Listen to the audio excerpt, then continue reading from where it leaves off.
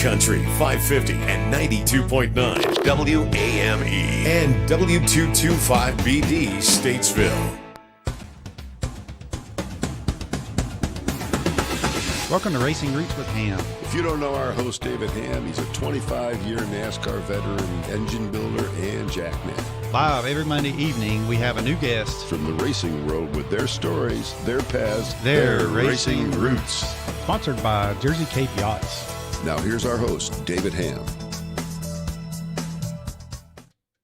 And good evening, everyone. Welcome to Racing Roots with Hamm right here on 550 AM, 92.9 FM, and DHammiam on YouTube, as well as Facebook and, LinkedIn, Twitch, and a lot of the other social medias. But if you want the best video and all that good stuff, you can go over to DHammiam on YouTube and find us there, because we got Aaron Brown in here this evening. And if you saw the little preview video, it's a really cool. Who's ever been 200 plus miles an hour? Not this guy. Only in an airplane. Yeah, only in an airplane. That was amazing to me. I know you could pick out the things that you didn't like about it or whatever, but I thought it was great. Yeah, it was a good time. I mean, we also have Project 39, which is a 39 Ford pickup truck that's gone 213 and some change in a mile and a quarter. Is that aerodynamic? No. And it's not very comfortable. Oh gosh, I can imagine. Yeah. Well, that's cool. You're at the garage shop at Catawba. Yep, garage shop. We're actually in Denver, North Carolina, over on Burnwood Trail. But we started in Catawba years and years ago, about 10 years ago, and kind of outgrew the shop at the house and made the big leap, 5 or 6 years ago to move into our own building. Yeah. And now we're in 2 buildings on the same street. And one side of it's kind of cool because it's like a little museum. We take care of a lot of Darrell Waltrip's cars. Okay. We have the Daytona modified that Robert G built, and those guys that he won Daytona with. We got his Nova, a lot of those guys' cars, Robert G and them. So it's a real honor to take care of those cars for DW. That's cool. I saw the hauler out there, the truck, the Western Auto. Yeah. Right. That thing's so. Well, when DW he had his museum down at the racetrack, and we were taking care of his cars, helping him out. Okay. When he moved out, we helped him move some stuff, and then he brought some cars up to keep with us. And while we were moving stuff, he said, "Hey, I have this truck. So I have this truck." I'm like, "What truck?" He's this box truck. It's over in Kannapolis. You think we could find it? And he just walks off. Oh. So my son Tony, he tracked it down, and the guy's like, "Yeah, we'd love to deliver it to you. It's been sitting here forever." Where was it? I mean, somewhere in Kannapolis. DW was going to get it serviced or something. It had sat there for years. It was behind his shop for a while. Wow, how about that? So that's pretty cool. Yeah, I mean, it's hard to. Well, we did do a really neat video on YouTube about. So we got the truck over there, and we open up the side door, and this thing is chocked full of stuff. Like stuff. I saw some pictures of those. On our YouTube channel, there's a video about all the stuff that was in that truck. Yeah. And it looked like somebody emptied out the Hall of Fame in the back of that truck. Oh, that's cool. It's really, it's worth a watch. We had a couple of, Mitch from Stapleton, he came over, and Spud, he's one of the young guys in the shop. He's kind of our resident NASCAR historian that's still excited about it. Yeah. And they went out there, and there was letters from the president of the United States. About that. And, his pole awards and stuff like that. So, that was really neat to see all that. But we took it out and sorted out, boxed it all back up, and made sure nothing would get damaged, because it was all still pristine. Tons of souvenirs from back in the 70s and 80s. It was really neat to see all that stuff. And, big shout out to DW for letting us do that. Yeah, it's like a time capsule. Oh, it was. It was crazy. For sure. Was that the DW GMC truck? Yeah. Okay, because somebody's asking about the video. They said, was that it? Yep. They saw it on Stapleton 42? Yep, and there's also 2 garage shop videos, I think, that they did on that. And it was, I walked over, I'm not digging through that. It was pretty nasty. Some of it was pretty nasty. Yeah. Yeah. And, I walk over, and some of the stuff they were pulling out was just amazing. We'll have to watch that. And who's the guy you said built the cars? Robert G. Yeah. Now, he is tied into Earnhardt. right? Yep. Oh yeah, I think they all run together. Yeah. So it's and again, it's it's a real honor to take care of those cars that those guys built, and they get they get started, and it's a pretty big job. I think we have 11 of DW's race cars over there, and all the ones that have engines in, we start them once a month, and they're just make sure they're not sitting there on square tires, rotate the tires around. And, a couple of the young guys in the shop take care of that, and every now and then we'll get one out and drive it up and down the street. Yeah, that was neat when I went over there and saw that. But I didn't realize that your shop was at the garage shop, because I'd seen your YouTube channel and I saw some different interviews and things.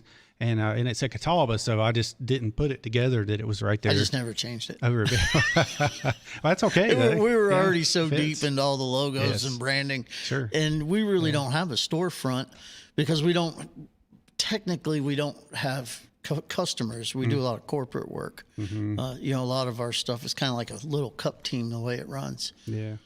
So I understand that. Yeah. I don't do the walk-in customer kind of thing in my shop. I don't even think we have a sign on the building. I'm pretty sure we don't. I don't either. There is a decal on the door for a really good friend of mine that I worked with, Speedway Bob Bowser.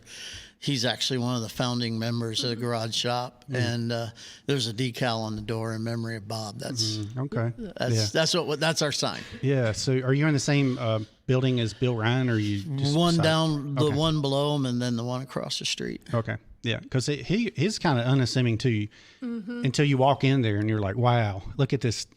I mean, amazing stuff, Bill does some pretty amazing work, and we've worked together on some projects, and we on some of the really older stuff that we've worked on, we lean really hard on Billy, and Ryan, that whole group, and we work well together. It's a great neighbor. It's a great business relationship, and he's also a very good friend of mine. Yeah, that's cool. He's a nice guy. Yeah, very nice. And the work that they do up there, and the restorations and what he's done through the years to preserve a lot of those cars is just amazing. Yeah. Flat out amazing. He's a lover of history of all kinds too, and military. Yep. Like he's got his coin collection and his boats, battleships. Yeah, the battleships. Yeah, the carriers, the aircraft carriers that he's built. He's done a lot for the veterans, and we really respect that. And anytime we can help Billy out with something like that, we always try to do everything we can. And he's always been there for us too. So you would think you'd have two companies that kind of do similar things. They'd be, but it's never been like that. We've always leaned on each other, and Billy's done stuff for us. We've done stuff for him. It's a great relationship. It's like one big family between Ryan Enterprises and the garage shop. Yeah, I'm sure. And if what you don't know, he probably knows. And we've leaned pretty hard on each other. My skill set's mostly like 94, 5 up. And Billy is an encyclopedia of anything, anything and everything. But he's really something else when it comes to the early '70s stuff.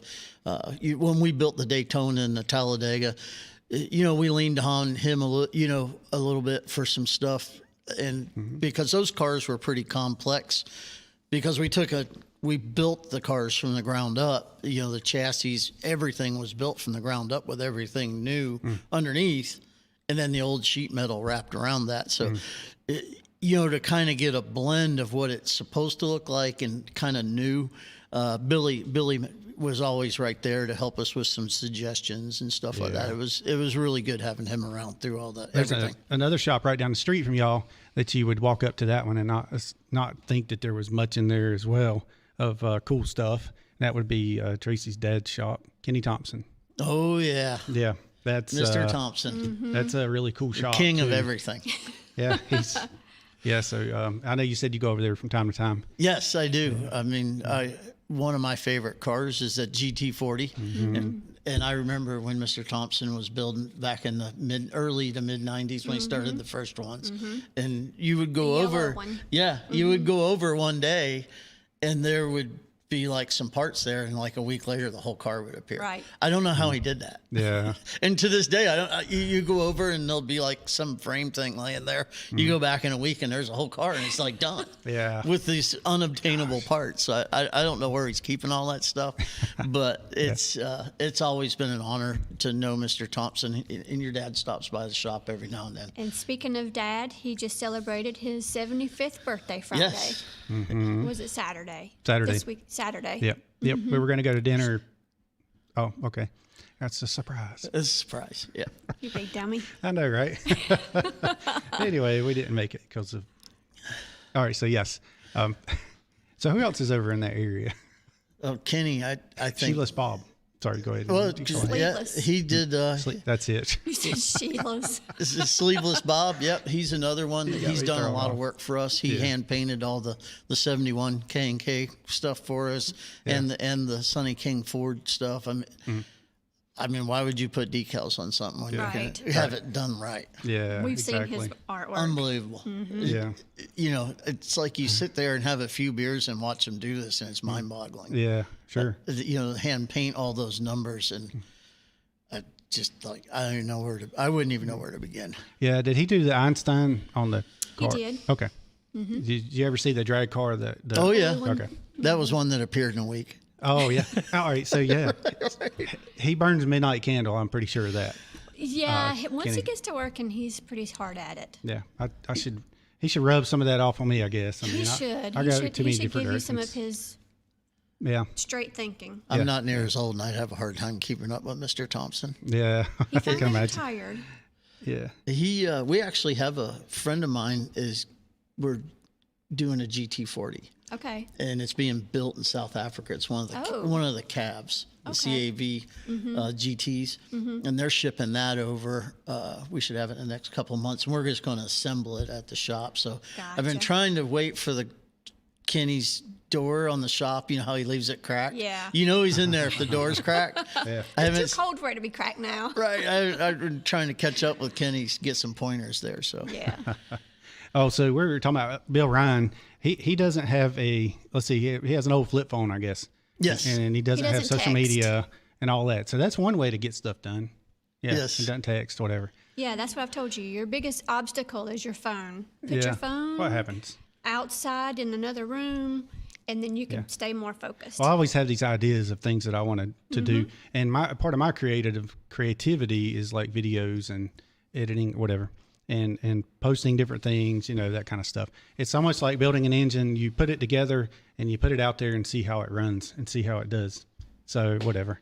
But I know I should be in my shop more than anything. And that's what I'm working on that. It's going to happen. So yes. All right. So we have, back to you. We got to listen to your story.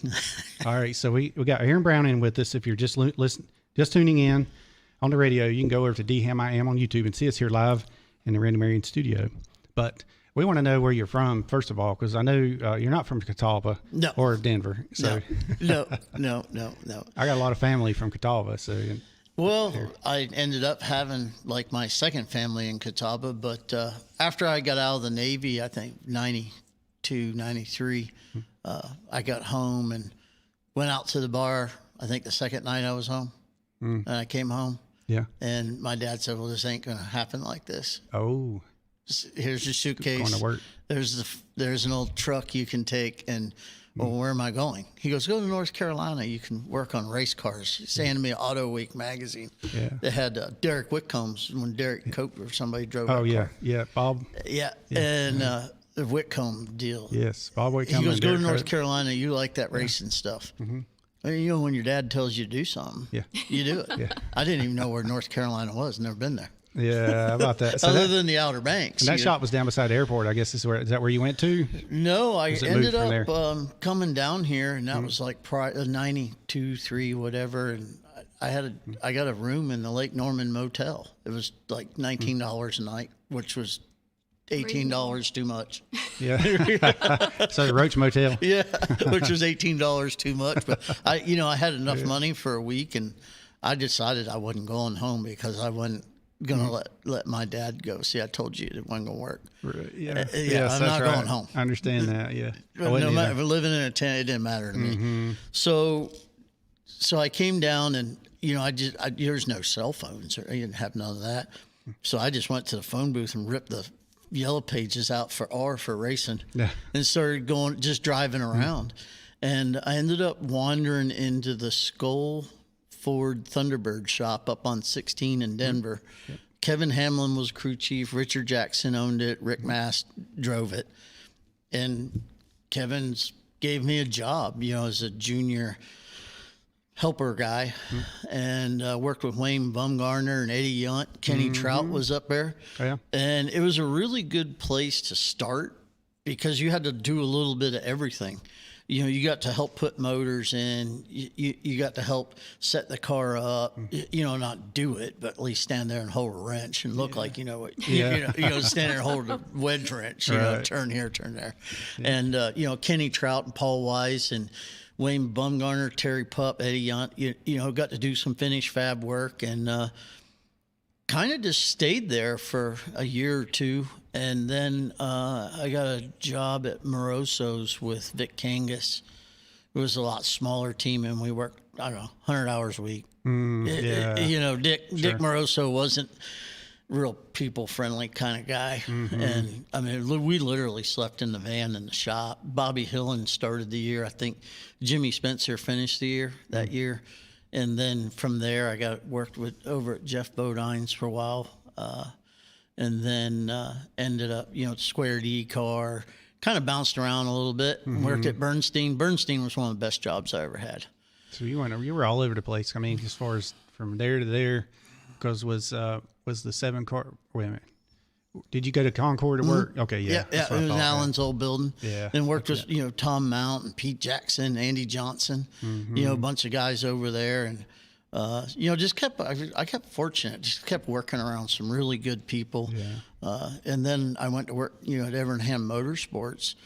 And I really like that because I think Ray was one of the first people to really bring engineering to the forefront, with a purpose. Yeah. And I really like that environment. And in short order, I ended up on the R&D team. And then from there, I ended up over at DEI, on the RAD program, and kind of ended my career there, I think 07 or something. Okay. And just so many good people along the way. And what's really interesting is, half the guys I think that work at the shop right now, I worked with at DEI. Okay, yeah. Brian Cram and Tim Clements, Tim Pac-Man. Yeah. So it's really good to be reunited with all those guys. Tim's been with me, 6-7 years now, Tim Clements. Okay. And, Brian's going on his 2nd year anniversary up there with us, maybe 1st and a half, something like that. He just started when we were building the Daytona and the Talladega. And he was actually a crew chief on the Talladega for me out at Bonneville.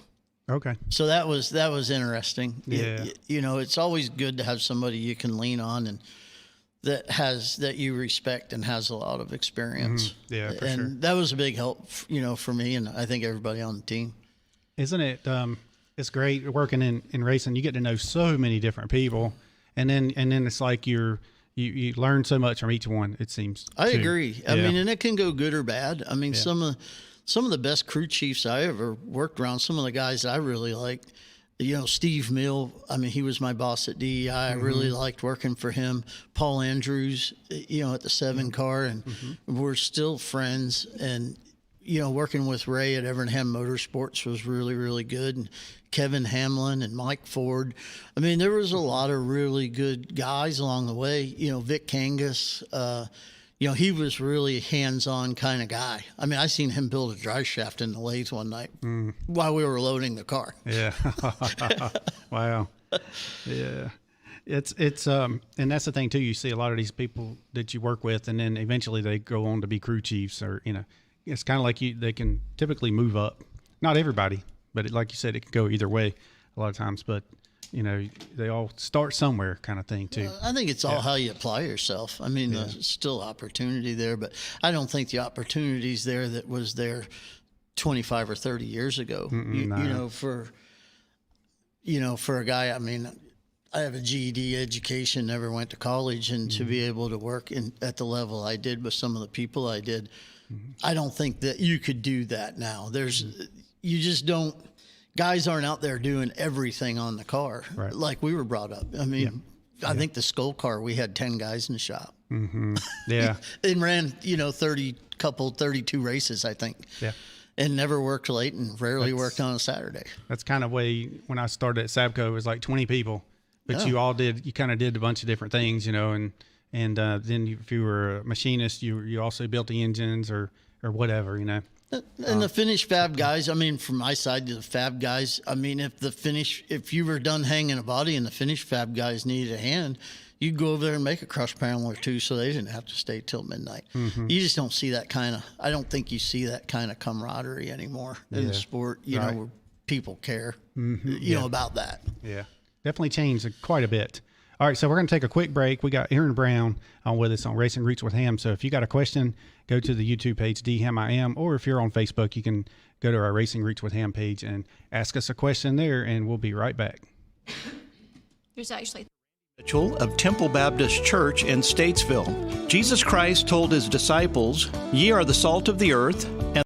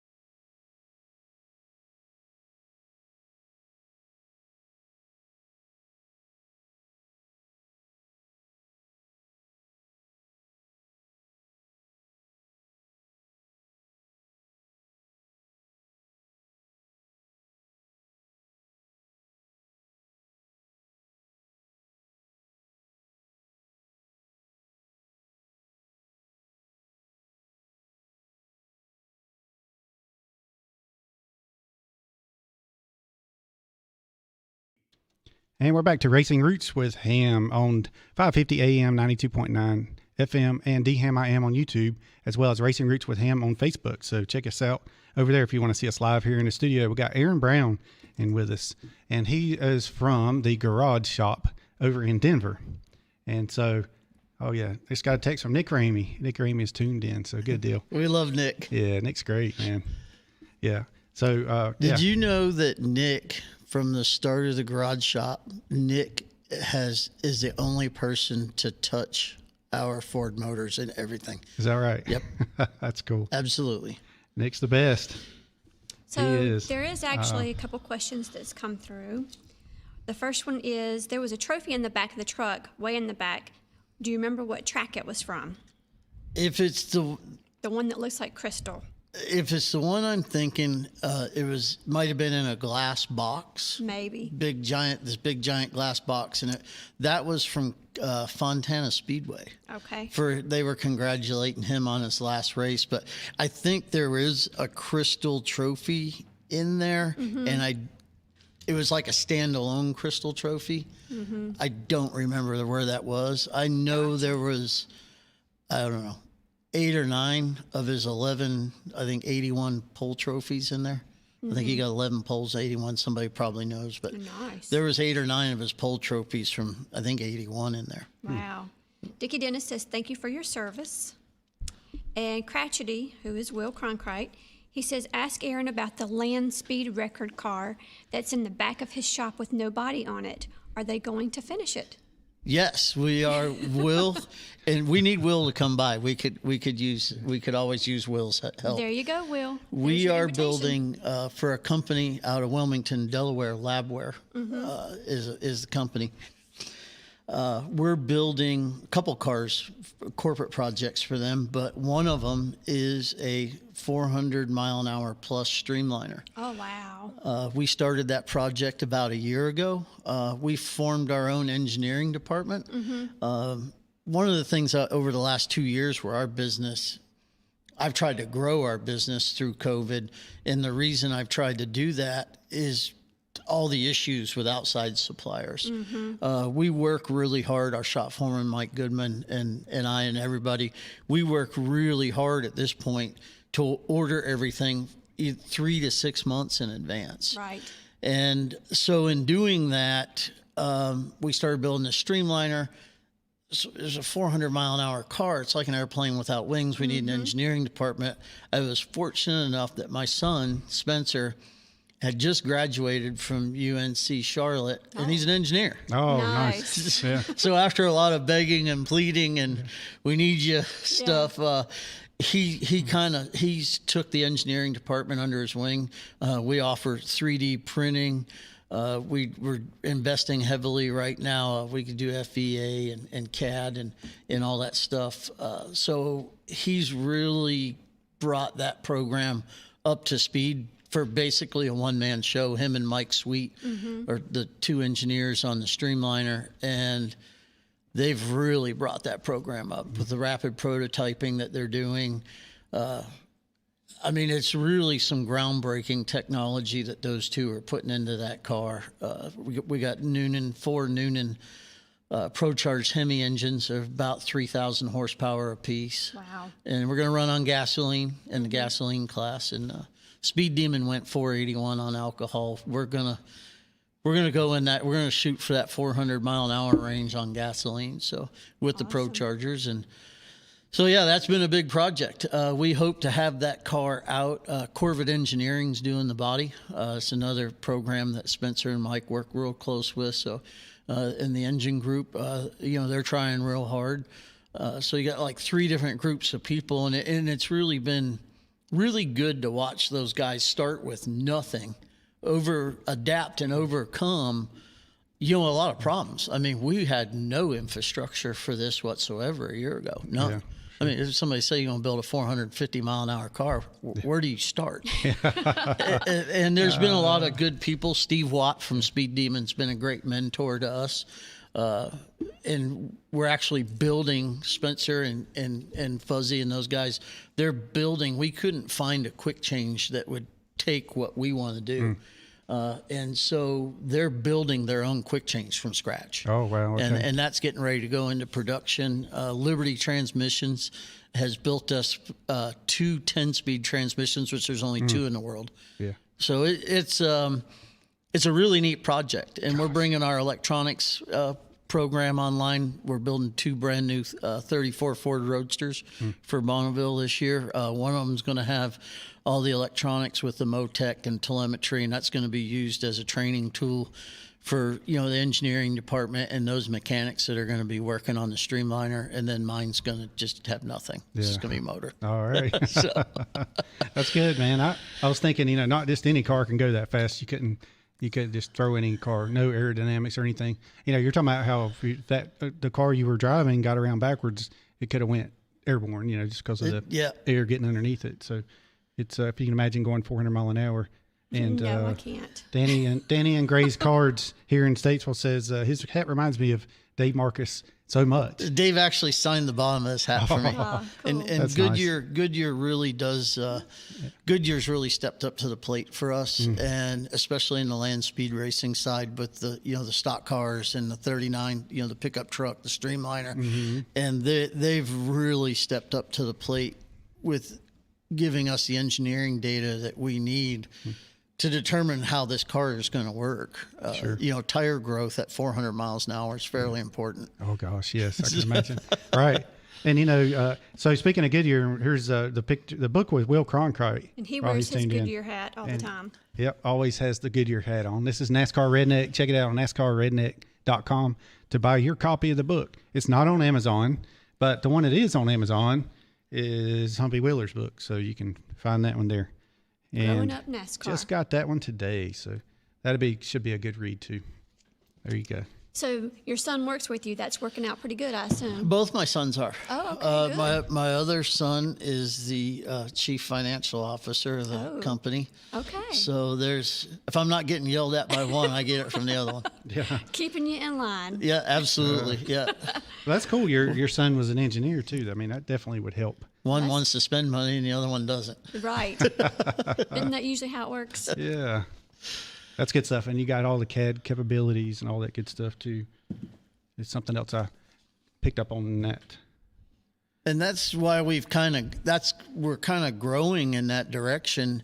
I had an opportunity a couple years ago to buy out the remaining inventory. I think it was 40 transmissions from CNR when CNR was sold off to PWR.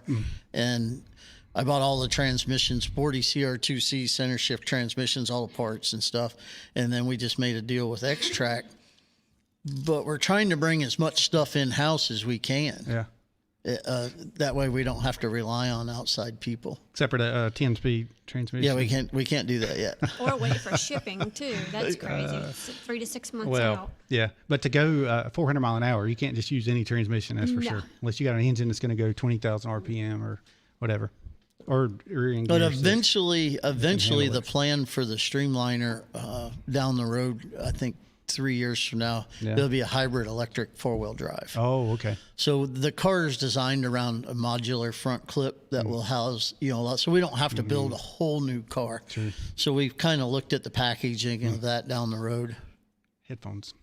Put your headphones on for this. All right, we got a caller, so you won't be able to hear it if you don't have them on. Sorry. David's bossy. He's on match the hat a little bit. It's all right. There we go. Hey, go ahead, caller. Who we got here? Hey, this is Nick Ramey. I wanted to check on Aaron there to see how he's doing. Can't go nowhere without I hope you're building our engines, Nick. Hey, you talking to a good man right there. We've had a good time. He invited me to go out to Bonneville with him, and man, did I learn a lot out there. It was pretty awesome. So Nick had his car, one car or whatever. It was in a container in my yard for a while, but he had bought the container and it was storing it there. But anyway, so. Yeah, they stayed in there for a while, didn't they? Yeah. Is that the one you brought to Arkansas?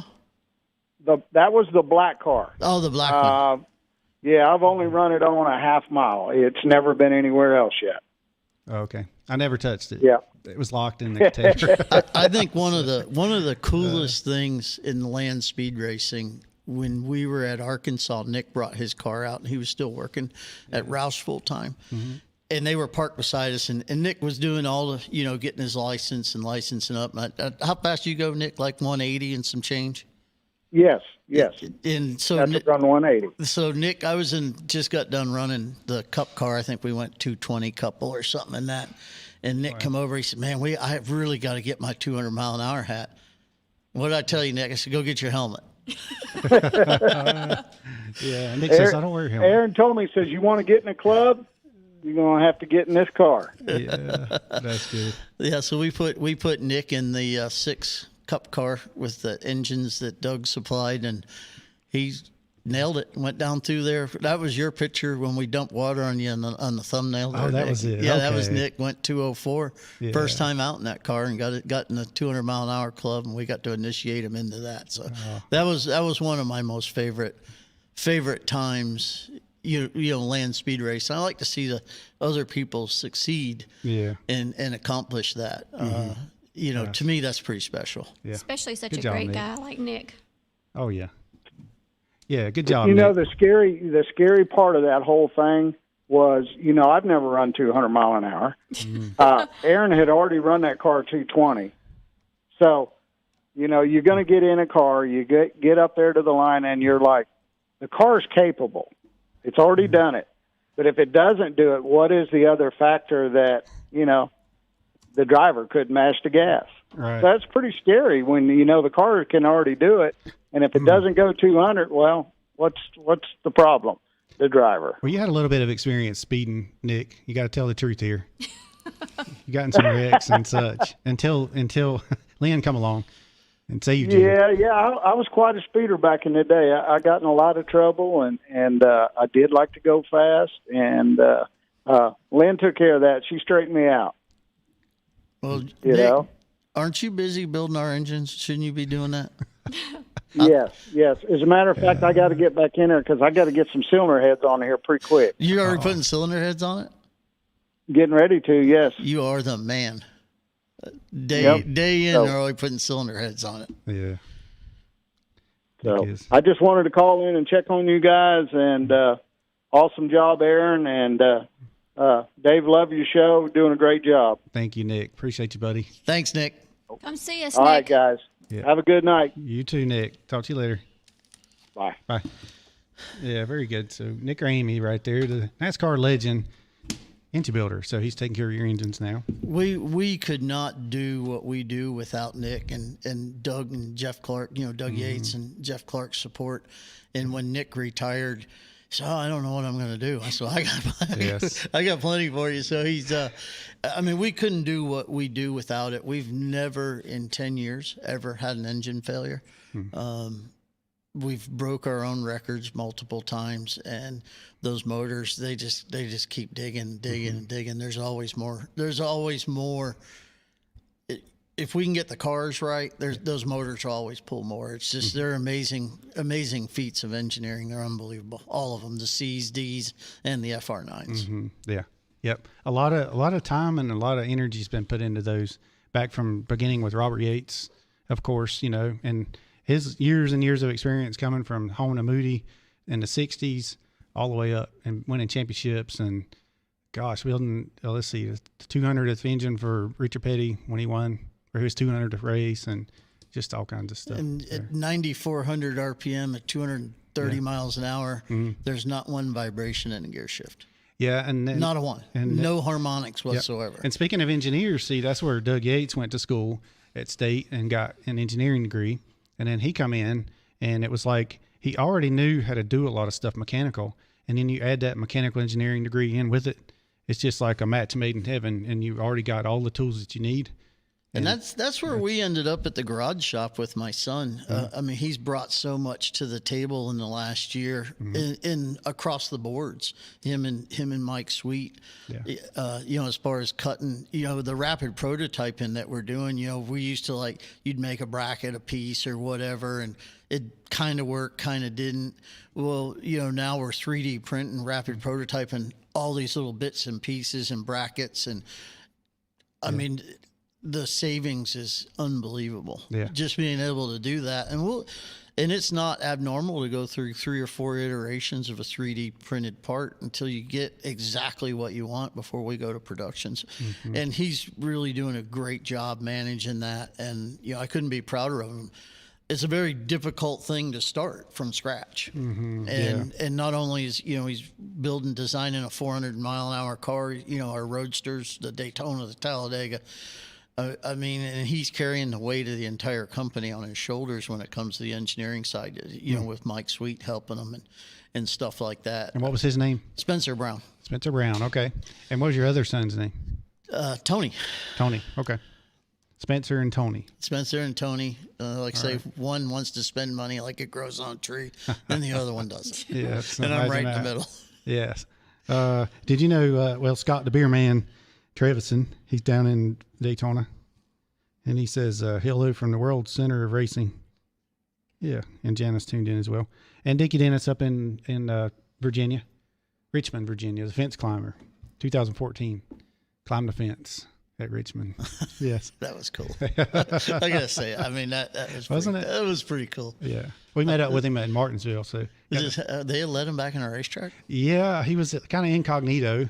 But it wasn't in Henrico County. And he had to be on his best behavior, I'm sure. Yeah, he was.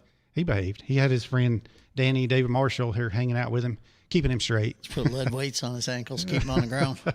Yeah, the ankle brace. We had one of these shock collar things. So every time he acted up, so yeah, so it was all good. We got any more questions coming in? If you have a question, we do. Put a big Q in front of it so we can spot it real quick. We do. Let's see. Let me scroll back because I was trying to answer some questions in here. Okay. And I got Bryson over there too. Did you have any over there, Bryson? Random Epic I did says, not yet. Okay. So Random Epic says he'd love to see y'all bring back the rocket cars to Bonneville. And We do have a JT-34 jet engine out in front of our shop that we've been wanting to do something with. The people at Bonneville, they really don't like us much to begin with. So if we brought a jet car, that would put us. We'd pretty much never be allowed back. Jet car, yeah, man. all right, so Random Epic does have a question. He says, I'm pretty sure I can guess why, but is there a reason for the chrome hubcaps y'all run on the cars? Those are to keep air from going inside the tires. We don't run them on the stock cars because I like to run stock cars that look like stock cars. But on our Roadsters and the 39 and stuff with the skinny tires, we run them on the inside and the outside. On the front, inside and outside, and then the rear they're on the outside. But it's an aerodynamic aid back there, help clean that up going around the tire and stuff. Okay. Cool. How about that? So So- if you're just now tuning in, we got Aaron Brown in with us from Garage Shop in Denver. But if you look them up on Facebook, it says Garage Shop in Catawba. But that's just their brand, so they're keeping with it, which is good. I totally understand. And also you have a Garage Shop, the Garage Shop on YouTube. Yep, and we ended up the way we ended up there is that was another thing that we started this year was the YouTube channel. The president of Labware, Vance Kirshner, and I and Kevin Mooney decided to start our own production company because we felt there was a need for a production company that could do what they say they were going to do on budget, on time, and quality work. And Kevin Mooney's one of the best in the business. You probably know Kevin. I remember that name. Yep. He did a lot of stuff through the years. NASCAR, he's been involved in racing. And Tim Pac-Man's also a part of that. And a girl named Madeline Dope. And my wife over there, Martini. All right, Martine hold on. So your wife, wave to the camera here. There you go.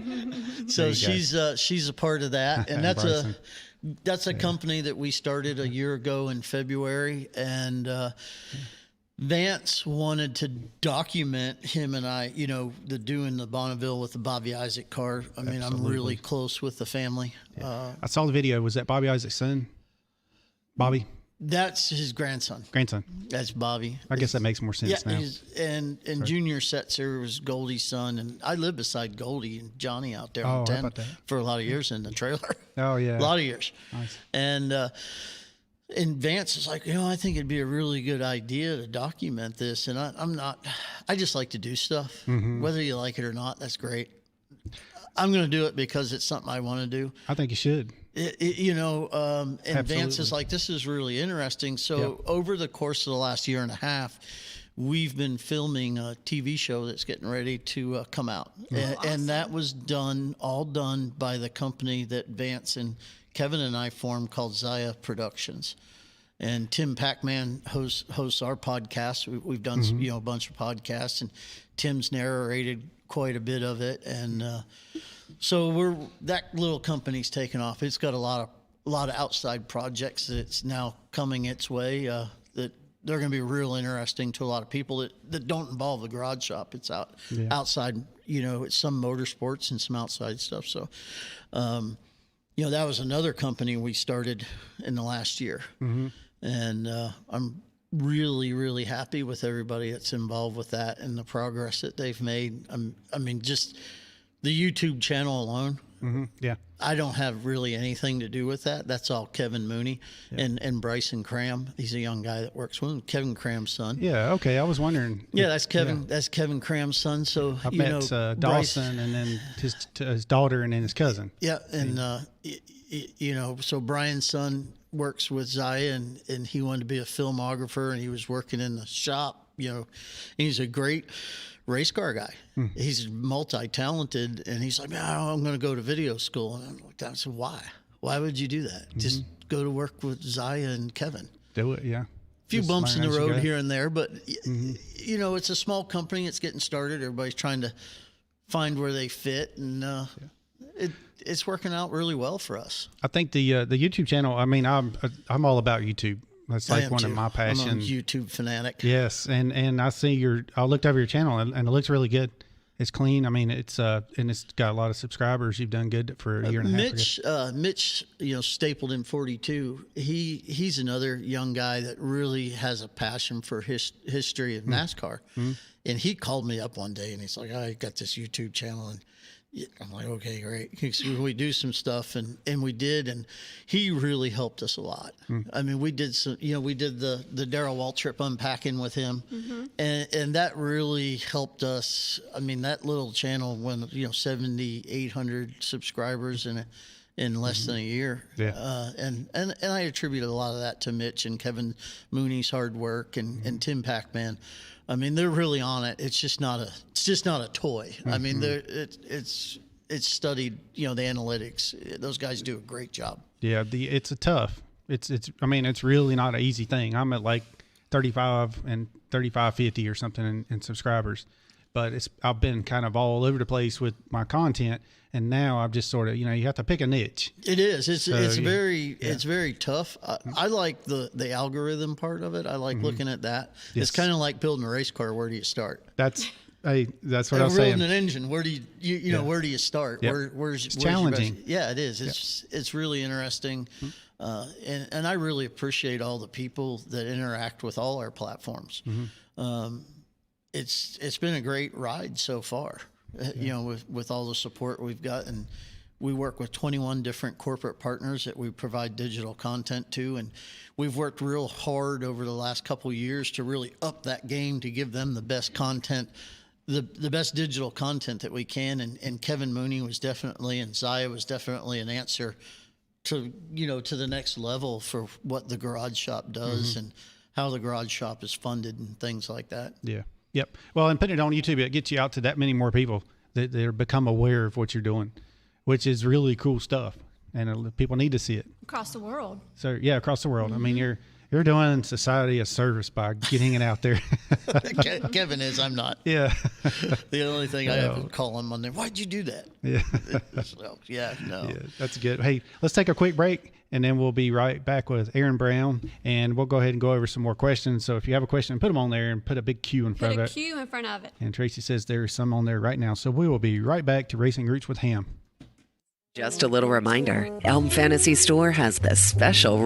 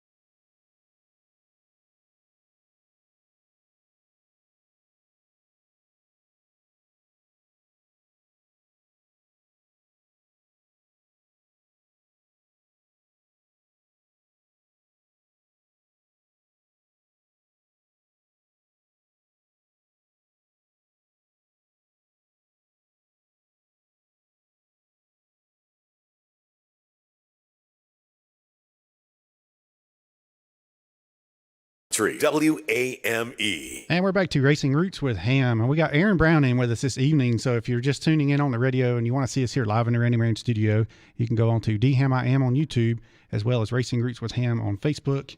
And we're also on Twitch if you're on there. And I only do that just because there's, we had an Ellie Decker in here. And she's like, you got to do Twitch. You got to get on Twitch. But it turns out it's mostly for like gamers and stuff. I don't even know what it is. I figured whatever, I started an account and did it. Yeah. Well, we're also streaming live on LinkedIn and I guess 4 different Facebook pages. And what else? That's it for now. YouTube. Instagram. We'll go to there eventually. Yeah. And YouTube, of course. So there was another question. Yeah. How large of a part can you 3D print? That is a really good question. The quick change rear end that we're designing and building right now, we 3D printed the whole center section of that. It depends on what size of the part is, but a lot of it can be sectioned. Like that quick change, he built it in sections and then bolted it all together. We got some parts, the rocker arms for the Streamliner, I think they're about 4 feet long. So we built them in like foot long sections. We can do some pretty good size stuff depending on what the application is. Gotcha. Will Cronkright was asking. That would be for Will. The next time you come to the shop, go down there and talk to Spencer. Yeah, we got to get with Will. I texted him the other day. I sent him a link to that video. If you haven't seen it, it's the one that's got him and Harold Johnson called in. No, Harold Johnson was here, and Will Cronkright called in, and Humpy Wheeler called in. And we surprised Harold with that because I knew when I had Will in here, I called Harold and said, hey, do you think you can call? I mean, yeah, you can call up here to the radio and relive this moment with 1978 when you were on the news and talking about Willie T. Ribbs was out of the car and Dale Earnhardt. No, they didn't say who was going to be going in the car. And then Dale Earnhardt got on the phone, called Humpy. He heard it on the news, said, hey, can I get in that car? And then he called Will, and then Will said he called Humpy. That's what it was. And then by the time it got back around, Harold was kind of still talking about it. As he talked a lot. I don't know if you remember him. Harold Johnson was the big guy. And so anyway, by the time, so I thought I wanted to tie all that together and have them all three kind of come together again. So, I mean, I just love the history and that part of it. Yeah, so, and we can't lose that. And, some of the podcasts we've done, Tim did one with Darrell Waltrip. We did one with Bobby Allison, Dave Marcus. Donnie was very, you have to try to get Donnie. He was here. Donnie Allison. Yeah. Yeah, man. Donnie, He's great. He just says it like it is. And, when Donnie came to the shop, he would come up when we were building the Talladega and he'd just be like, hey, just move this out a little bit, move that out. And we did. And he's like, you got to raise the back of these cars because if you don't, they just bobble, they dance. I'm like, yeah, maybe they did in 1970. This one won't. Right. Yeah, he was absolutely correct. Oh, the first pass I made at Arkansas, man, that thing was all over the place. And by the time I went 226 in that car, and it was all I could do to hold it between the lines. It was just dancing all over the place, and we brought it back. Brian Cram and myself, a couple other guys took it to the wind tunnel in Mooresville, and we started picking the back of the car up like Donnie said. Instead of trying to run it like old-timey, instead of trying to run like a speedway car, we started picking the back of the car up, and it made a huge difference. Yeah. After Arkansas, we cut that Talladega up quite a bit, and Donnie really helped us with a lot of hints what worked on those cars back then. I mean, ours was a very current chassis. Everything was hand built from the ground up. Yeah. But everything aerodynamically that Donnie said, he was absolutely correct. Either in the wind tunnel or the racetrack. The biggest problem that car has, it doesn't have enough side force. Oh, okay. It likes to. Yeah, I could see that. On assault it does, but on concrete it's fine. That makes sense. All right, so Donnie Ellison, he was a racer back in the day, and didn't he write a book too? He wrote a book. As I recall, I believe it was. Yes, that's as I recall. I think that's what it was. And back then they had to do a lot more than just show up and drive a car. So same with working in a race shop. We were talking about it a little bit of that earlier. But whenever he was in here, he cracks me up with the story. He loves talking and telling the stories. I mean, you know that. Yeah, and awesome. I'd first sat down with him when I was over at Strickland's one time and sat there and just listened to him. I was like, I'm going to go sit with him. And then he just voluntarily tells all these stories. So, but when he's in here, it's like, we asked him about, I was in Terry Levan from Tilly Hardy Davidson was in here too, and he said Kyle didn't like Richard much at all, did he? And he said, "Honey, not at all." I worked with Donnie when Hunt drove the 26 car at Bernstein's. Okay. So Donnie would come to the track and he'd come to the shop, and you're back there hanging a fender or something. He'd come back there and yell and scream at you, and that's an 1/8 inch wrong and all this. And first time Donnie came to the shop, and I said, "Donnie," I said, "this is a new world record." He said, "How's that?" I said, "We've been together for 3 hours and you haven't yelled at me."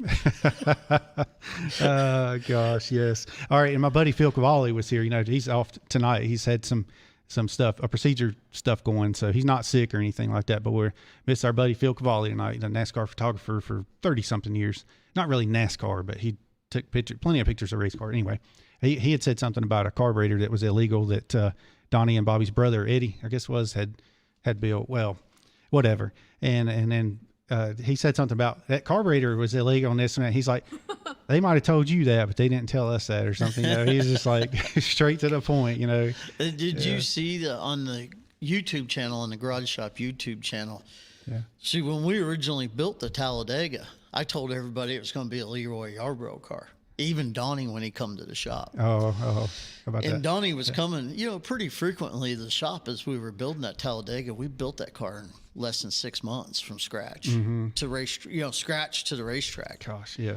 And so Donnie was coming up, and he goes, "The only thing wrong with this car, it ain't red and it don't have a 27 on the side of it." Is that right? And so we kind of all got together and made the decision. We just need to keep it super hush hush. Yeah. And we're going to do this in a red 27. But we kept telling Donnie is going to be a Leroy Yarbrough car. Oh, okay. So we went to Drew Patey, my partner there.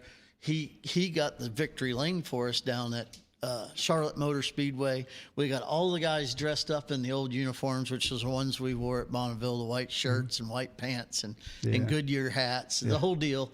And Mr. Yates came and Jeff Clark. Everybody came down, and Donnie was in the media center, and Tim Pac-Man brought him out, and we had a black cover over the car. And, you know, Donnie thought we were going to unveil a number 98. I mean, that was another moment that makes everything we do really worthwhile. Yeah.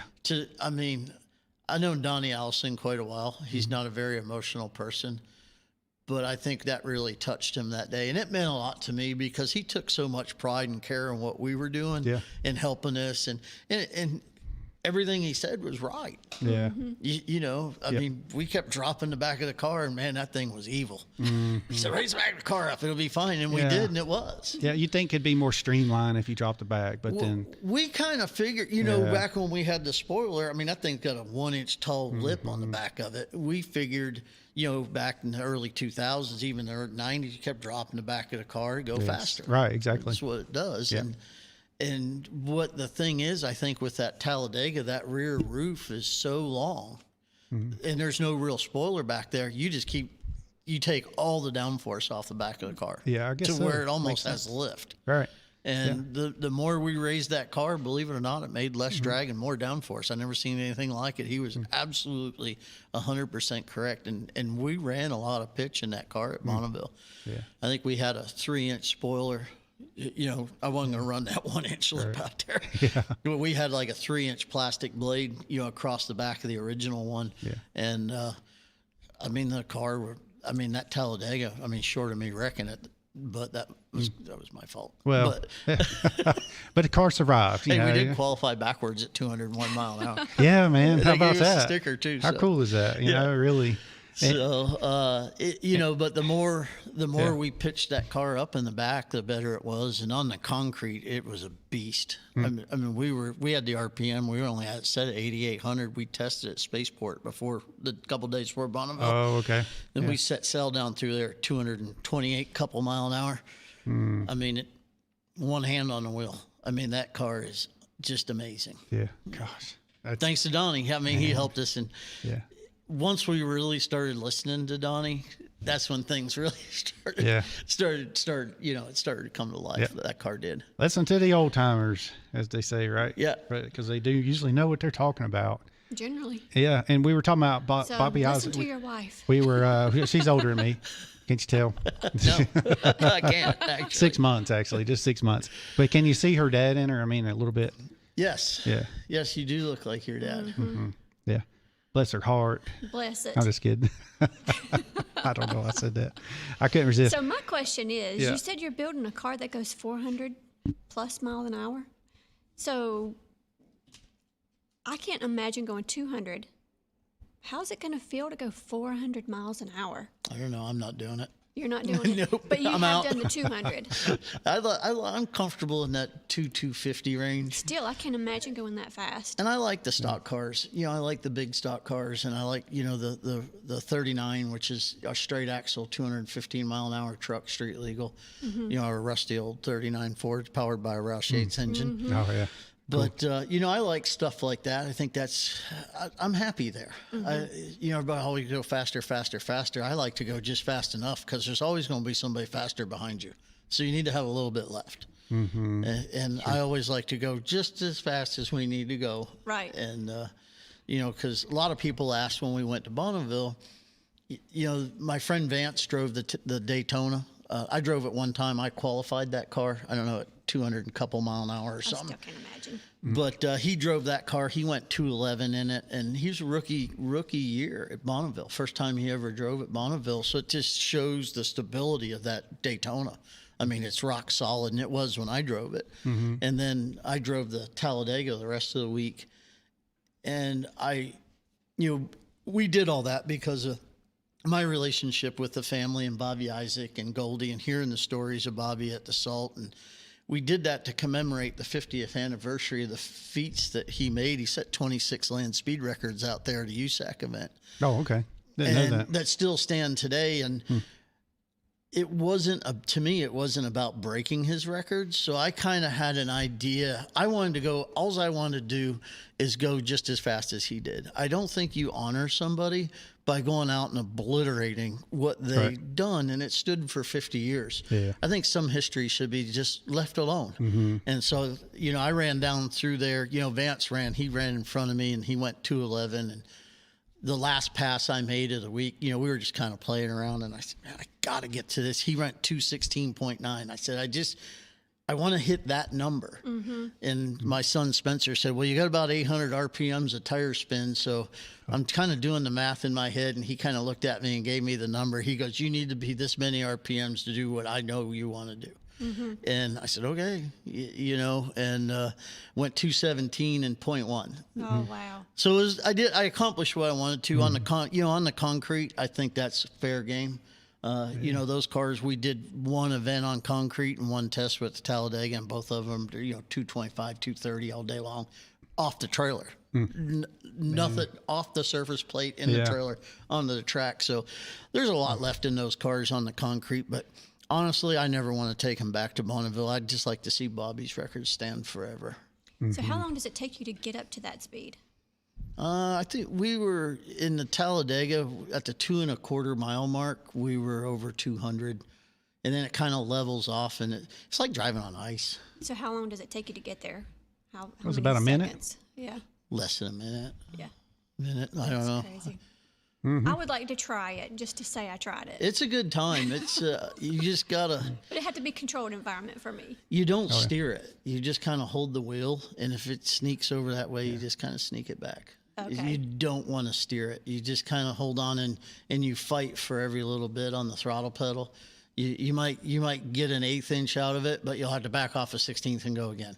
So it's a constant, just ever so, it's very delicate. Right. And that's probably why some of the best land speed racers in the world are women, because they have that touch, that light feel. Yeah, true. I could see that. The motorcycle riders, that lady from out in Arizona, I mean, she's been over 400, I think, on her motorcycle, which is insane. Jeanette We've interviewed Thornburg. Jeanette. Yep.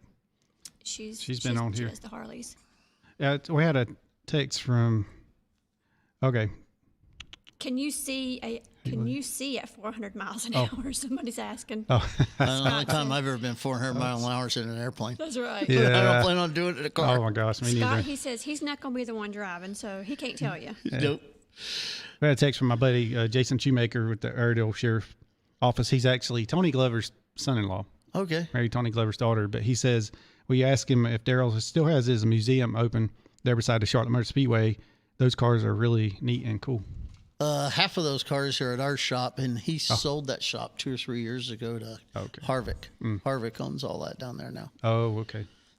Well, so I was looking at that video you're talking about too. I'd seen it actually whenever y'all first did it at Bonneville, or y'all did the event at the Charlotte Motor Speedway, because I saw Doug Yates and Jeff Clark, and I was counting how many people had been on my show, and there was Tim Packman, Jeff Clark, Doug Yates, Donnie Allison, and Nick Ramey. And now you're number 6 out of that video. I'm not like sitting down watching the video writing names, but I'm just saying. That was a pretty good group of people down there that day. Yeah.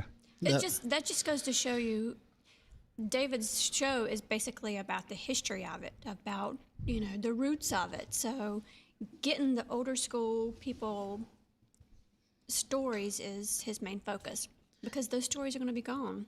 And that's where we started with the Daytona project. For me, it was a personal quest because of everything the family did for me when I first came here. I mean, Goldie gave me a place to live over there on Highway 10 for like no money, because I didn't have any. Yeah. And she would feed me breakfast, and Junior Setzer's like a father to me. And his wife, she passed away here not too long ago. I mean, the whole family, and Bobby Isaac, his grandson, and just everybody in the family just kind of took me in. And Wayne Bumgarner, I was Bobby's nephew. Yeah. And I felt it was something I had to do to pay them back, because if it wasn't for them, I never would have had this opportunity. So it all seemed right, the right thing to do. I wanted to ask you, talking about Bobby Isaac, did you ever hear I've heard the story a couple times about him getting out of the car at Talladega, Bobby Isaac, whenever he was hearing voices, because it's an old, hear a lot of stuff about Talladega, Native American burial ground, that type of thing. His sister spoke to me about that one time, but I think she meant to keep that kind of private. Yeah, that's cool. Yeah. I really don't have an opinion. She told me about it when she died of Lou Gehrig's disease, and she would sit there and she would just kind of reminisce with these stories, and she always talked about Bobby on the Salt. That was one of the most favorite things that he ever did, because it was just him in the race car. I think he said he enjoyed that the most, right, when you interviewed him? No, he's talking about Bobby Isaac. His sister said that's what she said. Bobby I was a child when he passed away, but that's what she said, and she used to talk about it like that. Like that was one of the most interesting things that he ever did, that he felt was super accomplishing, because it was just him in the car. Yeah. It really hit home with me. And the first time we went out there was in 2007. Kind of a long story, but yeah, it's all right. We had a deal. I had promised Goldie that we would, if those records ever fell, we would go back out there. Well, this guy took some old Jimmy Spencer Ford out there and went 226. So I called some friends of mine at Dodge. I said, y'all see this? And Ryan Isabel, he was an engineer at Dodge, and he was our big end guy up there. And somehow Evernham gave us a car in 07. We got a car. Joey Arrington did the engines, and Dodge kind of ponied up a few bucks. And we went out there, and I'd never even been to Utah at that point. Bonneville. I never even seen it. Yeah. And we showed up there and unloaded that car, and the world record or something, whatever they called it, was like 226. It's an unofficial world record thing. And we unloaded the car at 240, and Phil Flack was there from Dodge, and he goes, "That's pretty good." I said, "We ain't done yet." Wow. The second pass, we went 252. Gosh. And it was a bone stock car. Huh. I mean, bone stock. Wow. I mean, there was nothing trick about that car. I mean, we had no idea what we were doing, like none. The three of us put the car together. That's crazy. We went to the wind tunnel, set the bump stops, and went to Bonneville. Wow, that is crazy. That's how it went down, man. And they, Dodge rented the track, but when we did that but it was with a current car, and an 06 Speedway car or whatever, 07, and it really didn't hit home like I thought the real, a Daytona would. And that's when we built our Daytona. Everybody said, well, you could do this, cut that. We moved and tweaked some stuff, but nothing more than I felt like Harry Hyde and Robert G wouldn't have done 30 years ago. You know, they took a street car and made a race car. Yeah. We hung a body like a cup car. So we, and one of the parameters, one of the restrictor plates I put on us is I got a stock Charger windshield, glass windshield. I said, as long as we can make this windshield fit that car, that's what we're going to roll with. So we don't get outside of, you know, so it doesn't look goofy. Right. You know, and we had, there's actually, I think a video on there. We had our car beside the real one that Tim Wilburn's owned down there, and they're almost identical. I mean, our roof is a little, you know, we did a little thing, but nothing different than I feel that those guys would have done.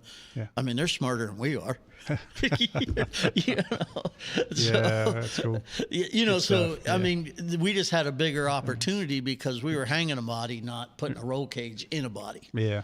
You know, so we had a lot more opportunity to tweak and twist and turn things a little bit.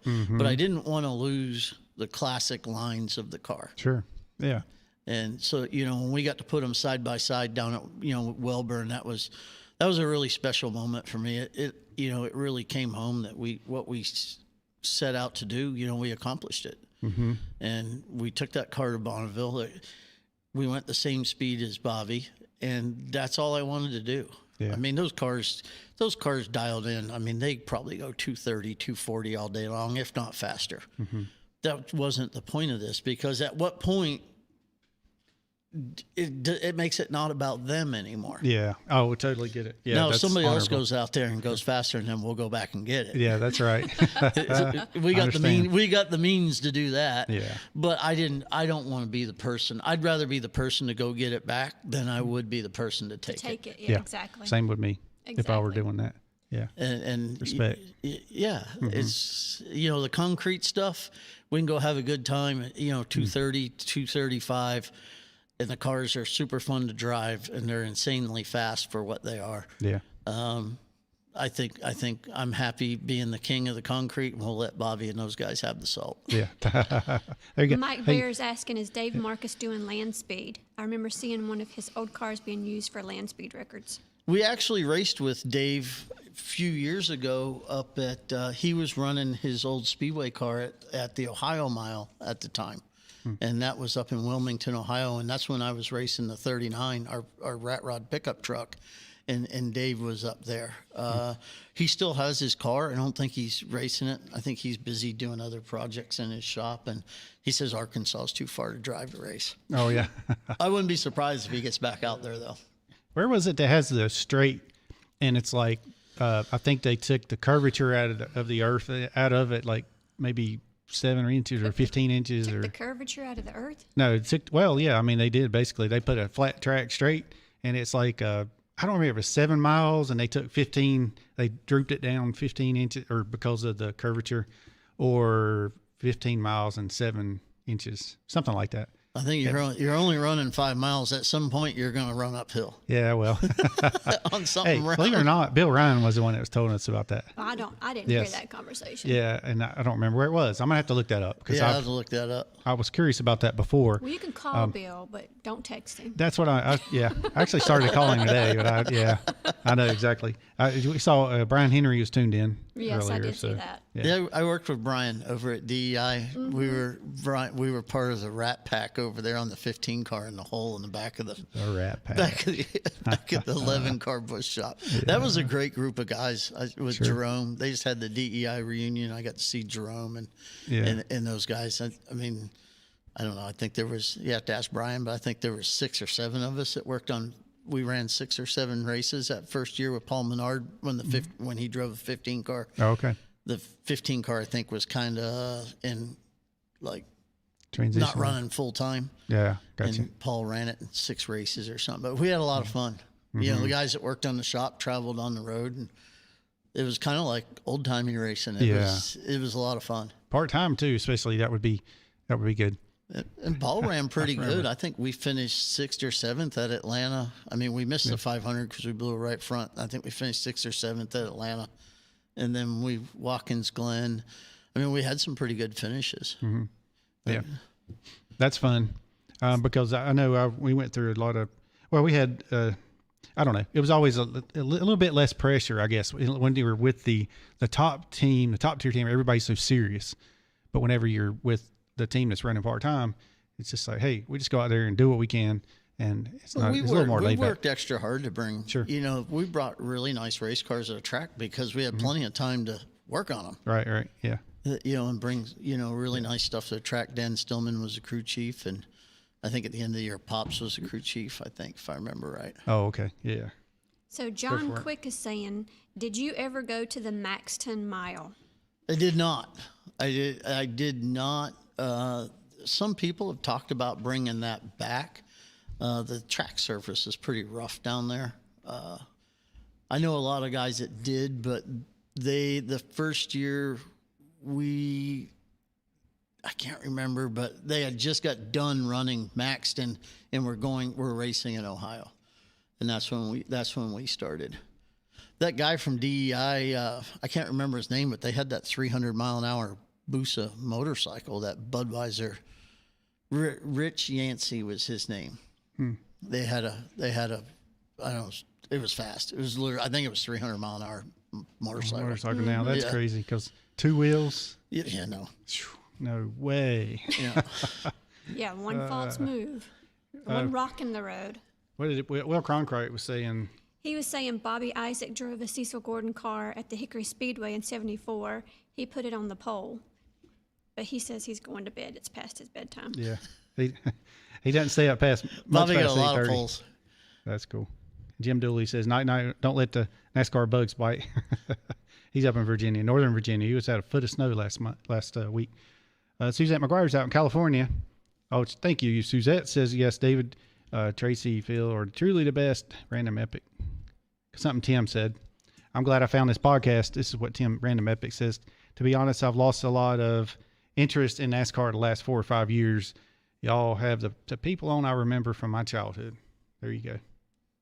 Oh, yeah, and the Silver Bullet reunion is now rescheduled for April the 15th. That's the Sterling Marlin reunion. He's going to come to town. I think you got to get Andy Stapp worked over there. Yes, Andy Stapp. You got to get Andy on that deal. He is, yeah. I don't know if I sent, I do. You got to get Andy on that deal. He worked there because Andy and I worked together at Moroso's, and I think DEI, we worked there together, and I think somewhere else. Okay. I don't know. I worked with him at Sapco, well, obviously, for 1 or 2 years, about a couple seasons. He was in here, actually. We talked about his grandfather that ran the Indy 500. His grandfather drove the Mormon Meteor, one of the most famous land speed cars on the planet. Yeah. Wonder if he did it with just he had aviator goggles on. And a leather helmet. And they were over 200 miles an hour. Yeah. In this giant cantankerous car. Yeah. Gosh. That's the Mormon Meteor is really an interesting story. There's some good documentaries on Netflix, I think, on it. It's really interesting to see what those guys did with nothing. With nothing. I mean, when we look back at the history of land speed racing, I mean, there was guys out there at Bonneville going 300 miles an hour in a belly tanker, Lakester looking thing in the 50s.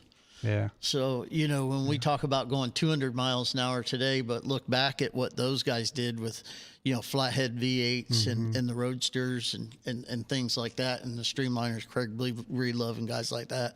I mean, it's neat to talk about what we're doing today, but to really, doesn't compare to the accomplishments that those guys had because they didn't have the technology that we have today or the resources. They didn't have CAD. Yeah. They were lucky if they had a slide rule, and they were even more lucky if they had somebody who knew how to read it. In other words, they couldn't draw it out on a computer and then put it in the CNC machine and pop it out. So, that's what's really cool about land speed racing is this, the speeds, even with the big Streamliners, Speed Demons at 481, trying to break 500 mile an hour, barrier. When you look back through some of the classes, some of these records are 40 and 50 years old that still stand, and guys are trying to beat them. The Roadster class is one of the most competitive classes out there, and that's why we chose to go run the Roadsters is, we kind of cherry picked some stuff long enough, and, I think it's time we step up to the plate. Let's work on something, because they don't have a class for stock cars out there. Yeah. So we run time only, and they don't like stock cars and told us to build something for a class. So here we go. There you go. That's all right. Yeah. Bryson, is there any comments on Facebook? Any questions, comments, whatever? Well, I have one that come up. It just says Facebook user though, and I looked around to find a name because I like to do that. But it says, ask Aaron about the Chrome car number 17. Yeah. So what happens is whenever if you're on Facebook, you have to answer this little thing that says you can use your name, but if they don't want to, then that's. And see, I went on your live and everything, and I couldn't find it. I hunted it down. I couldn't find it. Yeah. All right. DW a few years ago when this a while back, DW, he had that Chrome car down there, and it was looking pretty ratty and pretty rough. I mean, it had been around for years. Yeah. So DW asked me if we would, restore it for him. Was it Eddie Hunt that put the? Yeah, he Chrome? did. Eddie did. Yeah, the Chrome. So, because I bet Eddie might ask this question. So we get the car up at the shop, and it had been kind of molested over the years. Like it had fenders on it that we never would have raced back in the day. It didn't have the chrome, inside. We used to run, remember that space age chrome, air ducting and all that. And it had been kind of molested through the years. So we completely stripped the car down, redid everything from the ground up. And I was really fortunate that Catawba hose, where we used to get all that stuff, had one box of that chrome 3-inch hose left. How about that? And I said, I'll take the whole thing. Yes. So we got that. We found all, and then plus the stuff I had. So it came time to do the wrap. Bill Round's got a stash of stuff too. Yeah, I had just give me the whole box. So we come time to do the wrap, and we started peeling that wrap off. I think my wife played part in some of that too, because it took, I think, about 13 cases of beer to get that wrap off. Yeah. It came off in pieces about a quarter-inch long. So patience. Oh, and it was just like all this stuff, and we put the car back exactly. We had it rewrapped. A good friend of mine wrapped it. He was just starting his little business, and he's, I could do it. I said, man, you screw this up. We're gonna have this. Because that chrome wrap was, just the wrap stuff was $6,000 or $7,000. Wow. I said, we screw this up, this is a problem. Yeah. Because we're not working on a big margin here anyway, because it's DW stuff, and it's fun to do Daryl's stuff. And he lets us, kind of do whatever we want to do. And he did just an amazing job putting that wrap back on that car. I think Eddie's proud of him. Okay. Eddie don't say much, but he said the car looked pretty good. Yeah. Oh, that's good. So I take that as a pretty big compliment. Yeah. If Eddie approves, then yeah, we're good to go. Yeah, that's all right.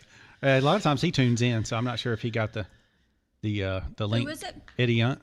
No, I haven't seen him yet. Yeah. Now see, we got another car in the shop over there. Got the Harry Gant, the 33 car that Eddie worked on. Oh yeah. Billy Ryan owned it. Okay. And then I owned it. And then this guy fella up in New York owned it, and Billy put it all together. Billy bought it back and then put it all together and sold it to this guy in New York. And then a friend of mine bought it back. Sorry, my mind just went going somewhere. It's one of the Aero coupes. Yeah. And so that was kind of cool to see that car kind of go 80s.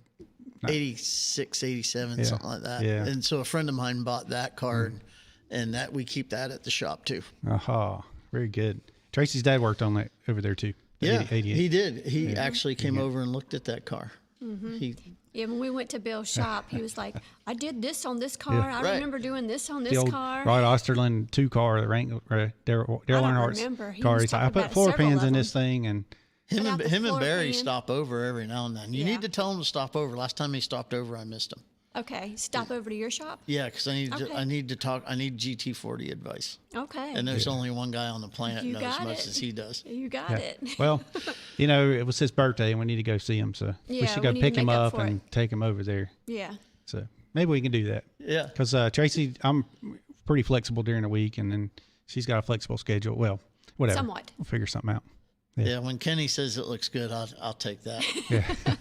Because if you can impress Kenny, you've done something. Yeah.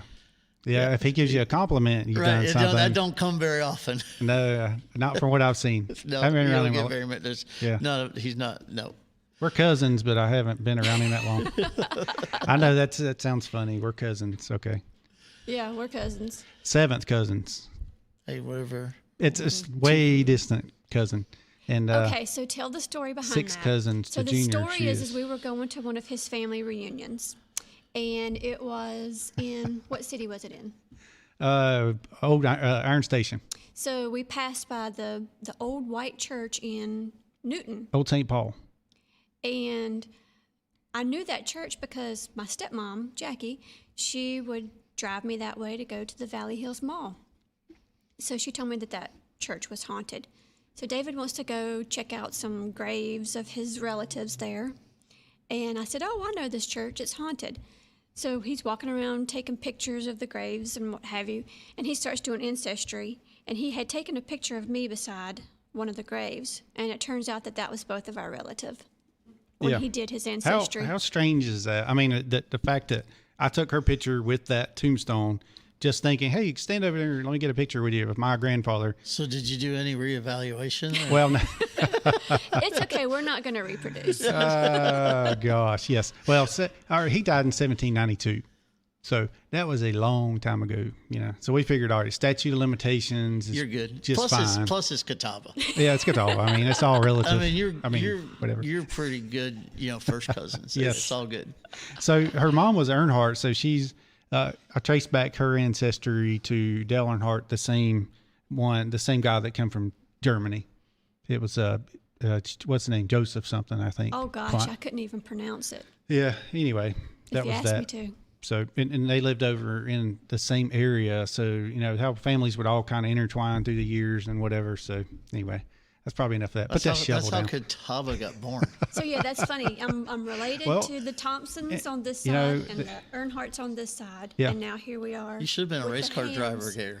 Well, now I should have. If you yeah. So well, I mean, in racing business, my gosh, old. we're talking about Jimmy G and Robert G and them, and that's Dale Earnhardt's their mom, whatever. I'm sorry, Dale Earnhardt and Kelly's mom was a G.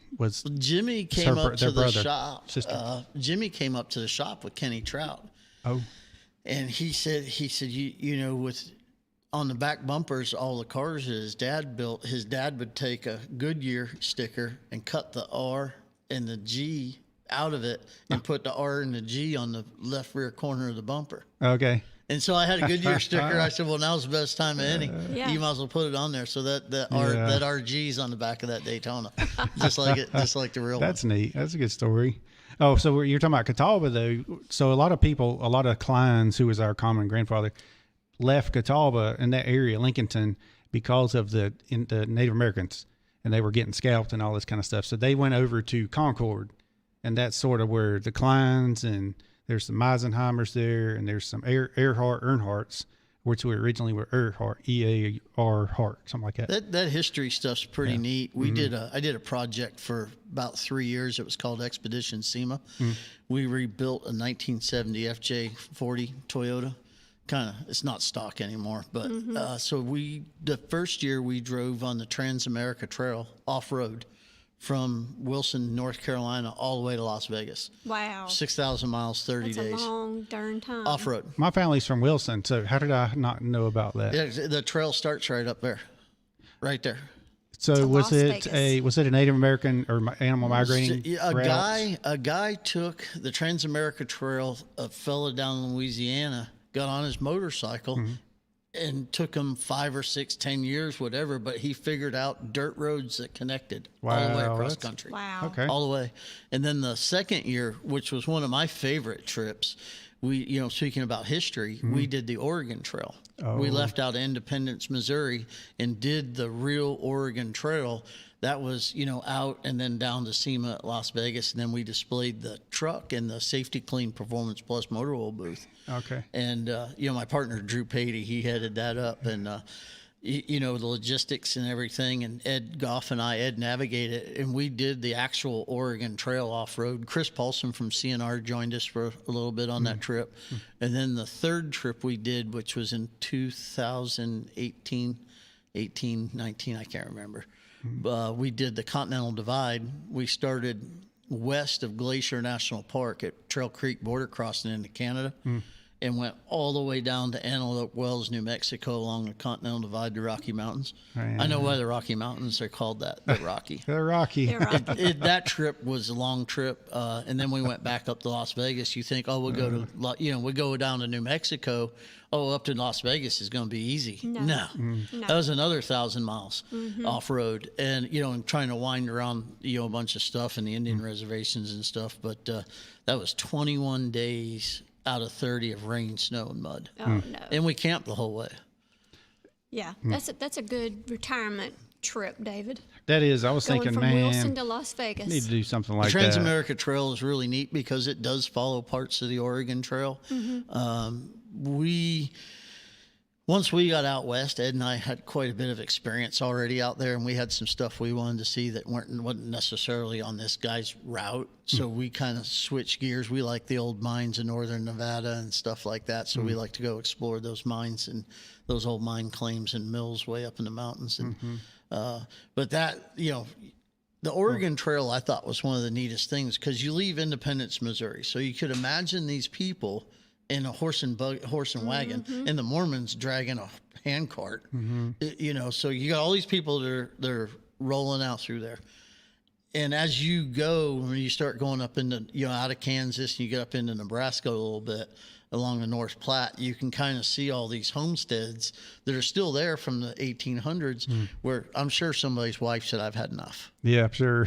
And the whole way out there, you'll see, Willie's hand cart and twin mounds. And when we come up over Rocky Ridge, and that's part of the Mormon Trail, that's where all those people got killed on an early winter. They got froze to death out there.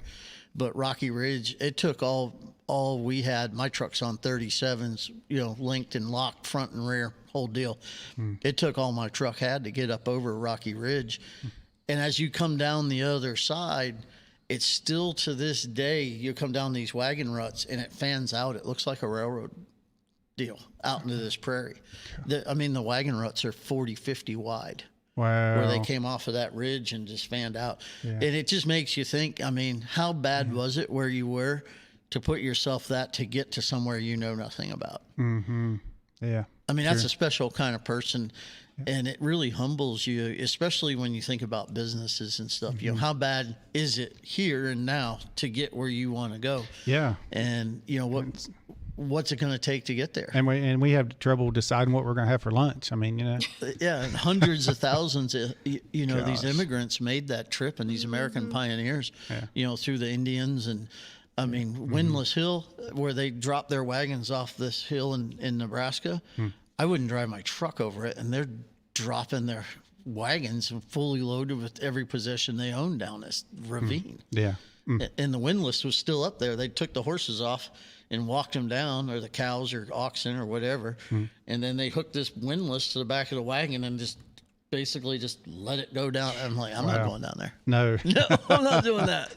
That's like, it always reminds me of, the Rocky Mountains were made 50 million years ago versus ours were made a lot longer, further back, and they've eroded down over time.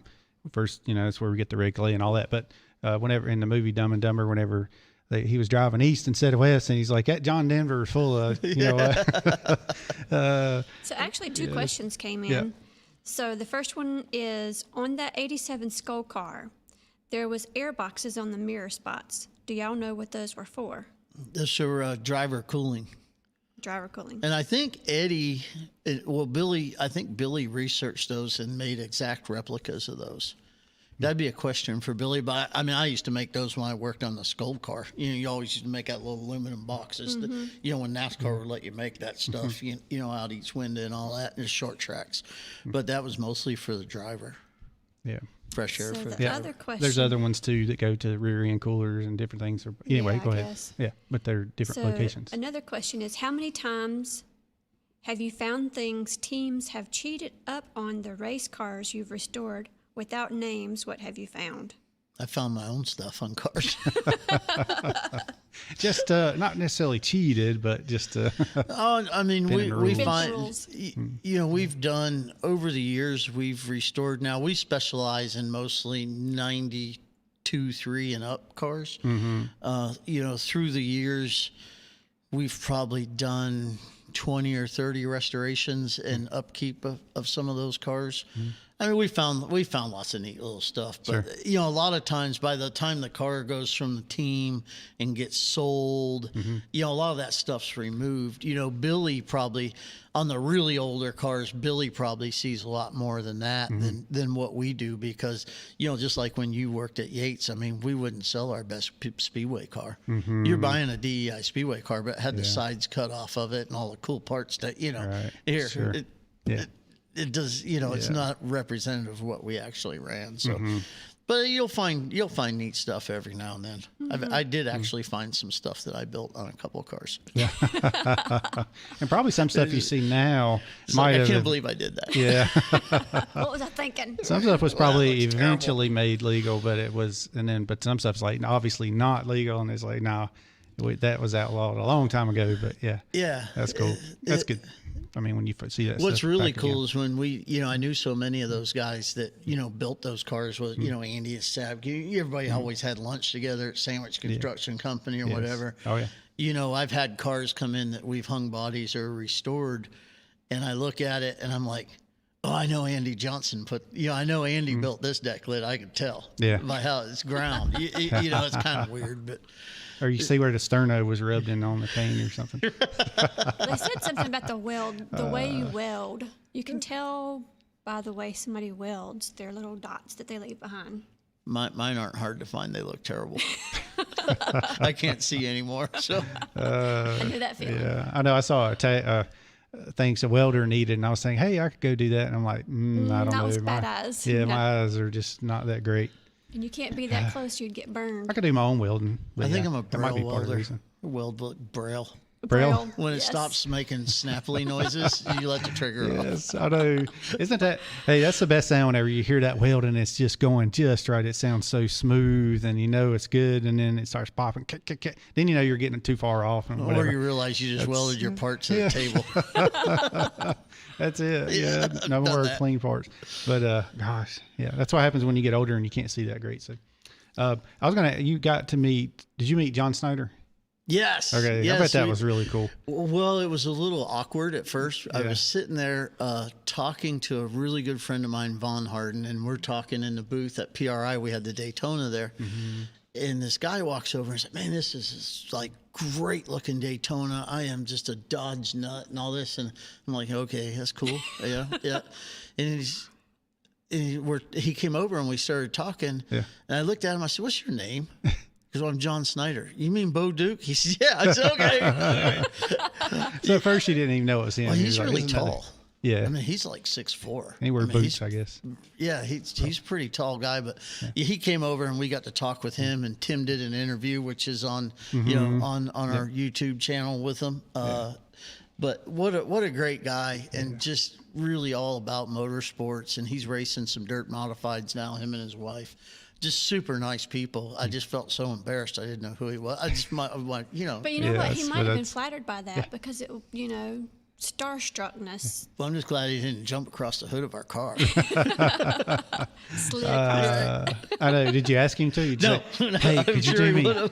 Just do this. This would be one great video. It's going to go viral. Yeah, it just great guy. A lot of fun. I mean, we talked to him for about an hour. Yeah. And, you know, they're in the middle of putting back together their little ranch out there. You know, they had that tornado go through and tore up a bunch of his cars and stuff. So he's working on getting a lot of that put back together.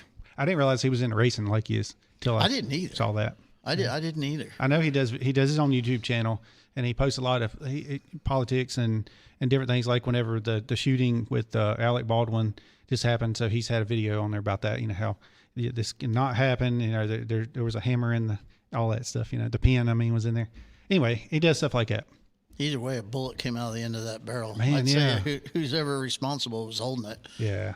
Just my opinion. Yeah, I know. There was definitely, it just I wasn't watching the video, but I could hear some of it. So, it was pretty interesting.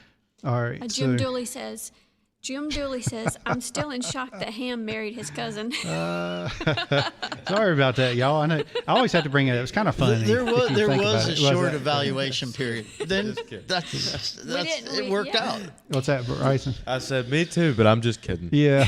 Nothing personal. You're only It's just 16. I know. It's just a joke. Yes, I Just know. kidding.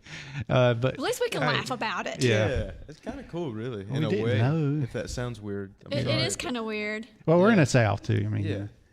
it's Yeah. okay. Right. Yeah. A little Hey, north listen, and it'll be all right. If you go, I'm sure there's a few worse situations out there. So. oh yeah, absolutely. Hey, if you do your ancestry, if you go back far enough, we're all related. So Exactly. Yeah, that's exactly right. it's We all all came from where, relative. Kind David? of have to be. Yeah, I mean you do. So I asked David a question. He's got this She DNA asked me. test. Yeah, I'm going to tell him myself. Go ahead. Yes. So he's got this DNA test, and I asked him, I said, so David, whenever you do this DNA test, your ancestry thing, I said, does it tell you who your ancestors are, or does it just tell you what region you come from? And he says, well, it tells you what region you come from and what percentage of this, that, and the other.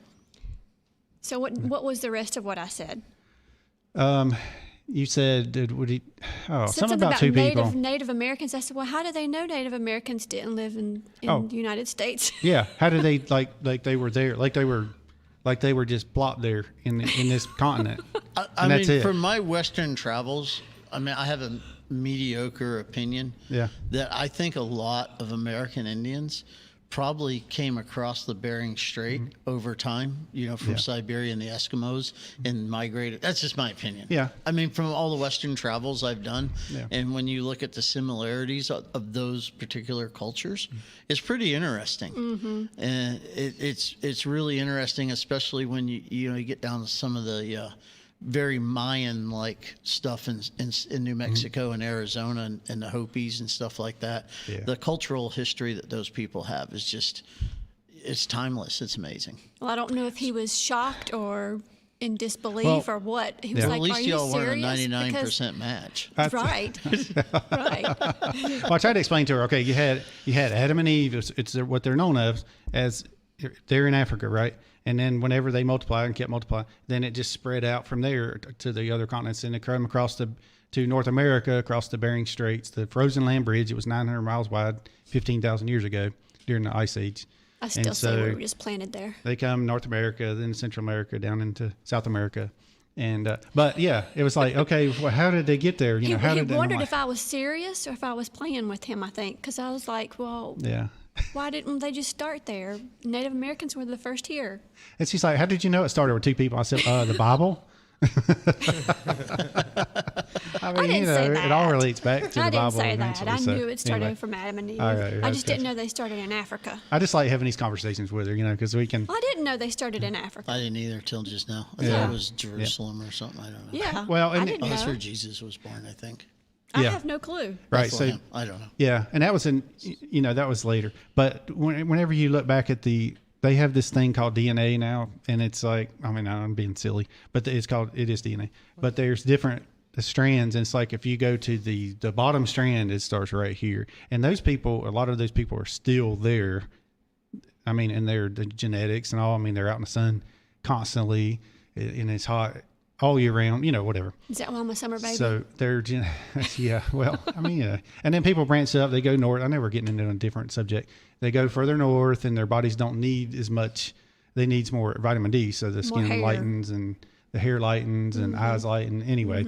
So yeah, we could talk about that some other time.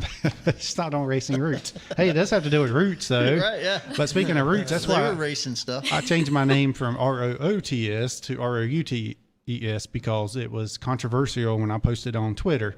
This may contain sensitive content because I had the word roots on there. And see me just saying the word roots. But it's ROUTES. It's a very offensive word. I mean, yeah, it could be to you some can pronounce apparently. it routes. Because of the movie Roots, I think is what it was. But That was a good movie. But with my, yeah, it was. My With- parents made me watch that. Oh, they did? Educational. I've watched it a couple of times since. That is a really good movie. It's like Gone with the Wind. You can't never not watch it. I know. Yeah, right. Yeah, I love Gone with the Wind. That's one of the all-time North and South series. Yeah, it was a that they good had series on. too. Patrick Swayze and all that. There's a lot of good. Yeah. Yeah, there was. So, but anyway, that was roots, and then I have Australian ancestry, so I figured roots. It's spelled that way down there. So anyway, Random Epic Tim said he's met John Snyder years ago. Huge fan of his. Yes, I am too. All right. Yeah, Scott Feldhausen, and that sounds like History Ham channel. So I do have a channel. Actually, I do. And see, here I am. I should be talking about this on my History Ham channel. I started a new YouTube channel called History Ham. So if you're into history, go over there and like that. Subscribe to that channel. But if you're not into history and you're not going to watch this stuff, then don't worry about it. It's okay. That's like liking this video. If you like it, hit the thumbs up. And if you don't like it, hit it twice. Thank you very much. All right. Well, anyway, we're back to Aaron Brown, but I think we're actually out of time. So we went over just a little bit. That's okay though. It was. We had to cover a lot of stuff. We talked about history. We talked about you guys being related. Yeah. It was really interesting stuff, right? Yeah. Now you see why I said when I started my YouTube channel, I was all over the place, and it grew slowly because I'm everywhere. I'm in doing scratch off tickets is kind of what I started, and then I was posted videos about cars, and then artifact hunting, music, a lot of music. Yeah. So now I'm just doing this and my automotive repair stuff on this channel, but my History Ham is my other channel. So to wrap it up, right? Yeah, to wrap it up. Okay, so wrap it up. To get to your YouTube channel, it's the Garage. The Garage Shop on YouTube, Garage Shop 200 on Instagram, and the Garage Shop on Facebook. There you go.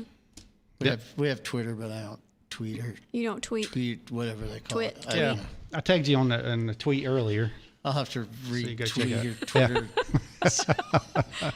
Tweet your Twitter. Retwerp it. Tim Pac-Man kind of handles a lot of that stuff for us. Tim's a good guy. He was on here too. He's he's another guy that we couldn't do what we do without him. I mean, his drive for this project is really been second to none. You know, with him and Kevin Mooney and Bryson Cram on the Zaya creation side. And, and all the guys in the shop.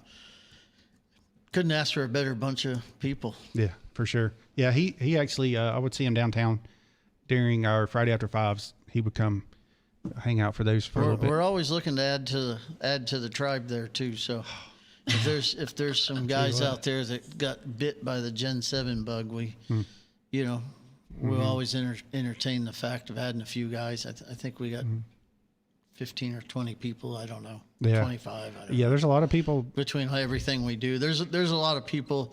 There's a lot of people around the Garage Shop that make it go. It's not a one-man show. I'm just lucky enough to be there and have great people that are smarter than I am that can do their job better than I could. Yeah. And I'm proud to be associated with each and every one of them. Very good. Very well said. And I could see that from all the ones I've met have been outstanding individuals. Yeah, good people. Yeah, very good. So, all right. Well, thank you so much for joining us. And thanks for everybody for tuning in. I guess we got all the questions answered, hopefully. If you didn't get your question answered, go on to YouTube after the show is over with. Go back on the video and comment. And don't forget to hit the thumbs up, if you would, please. That tells YouTube that it's a good show and they should show it to more people. But if you'll go on there and ask a question, make a comment, whatever, and then I'll make sure that Aaron gets that. And he'll answer it. I'm sure he wouldn't mind answering it too. Oh, so not a problem. Yeah. All right. Thanks for having me. I appreciate it. Yeah, man. Thank you so much for coming up. And don't forget to check out his channel as well and all his social medias. But we'll see you back here next Monday evening for Racing Roots with Hamm. I'm not sure about a guest yet, but we'll get somebody. We like to wait to the very last second. Yeah. Keep you in suspense. Make you wonder. Because see, if I told you now, then you'd be like, oh, okay, well, I already Tracy's know. the planner. I'm the planner. Yeah. David's the last minute. You should get somebody from DNA.com or something. I'll help you guys out. I'm going to have to talk to your dad about this. That's right. Yeah, he's my cousin. Right. Yeah, right. So we might be cousins. We might be, yes. Oh, my. All right, yes. All right, y'all have a good night, and we'll see you next Monday, Racing Roots with Hamm.